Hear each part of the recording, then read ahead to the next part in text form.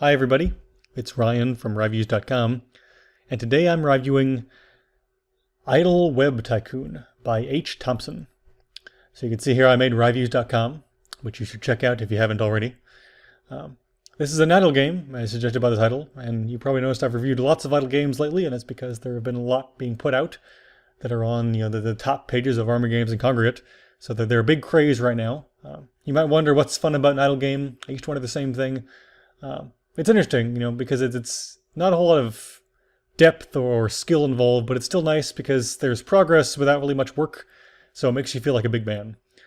This is no different, but it's kind of nice. So I like this game because it has a nice little layout and a few nice little things going on. Like it has the refresh and has these different little things on the right side, which are interesting little kind of, things about a website, like refreshing tabs, friends, dedicated server. Those are all kind of cool buzzwords.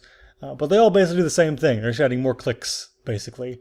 Some of them add more money for your clicks. Some of them mean there are more clicks. But in general, it's all very much the same thing, that this is a very one-note game. However, because of the way it's laid out, because it has these different upgrades and different tracks, it's very interesting because you're able to have kind of a cost-benefit analysis on these different upgrades, which I enjoy doing. I frequently make Excel spreadsheets, so that's how nerdy I am on these idle games. You have to balance these cheaper upgrades with the bigger, kind of more powerful upgrades up top with the bandwidth, the number of ads. So there's also a nice little counter up top. So it's a really good looking game. It was presented in a very good fashion.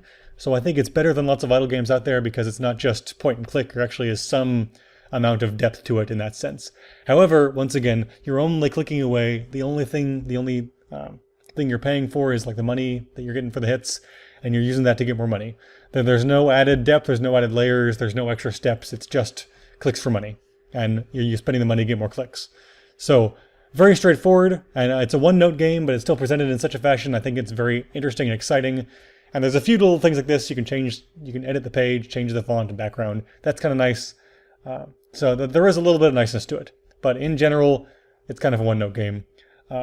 So out of all the idle games I've ever played, it's probably in the middle of the pack, but it's so easy and quick. I recommend checking it out if you like idle games. It's fun, it's nice, easy to pick up. Unlike all idle games, you could play it for 5 minutes and enjoy it, or you can leave it running, pick it up the next day, and suddenly, hey, you're much more powerful now. That's always a good feeling. So I'd probably recommend playing it for at least a little while. I think it's fun, and it was a pretty quality idle game.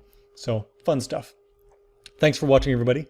Visit www.ryviews.com for more content, and don't forget to subscribe. Until next time.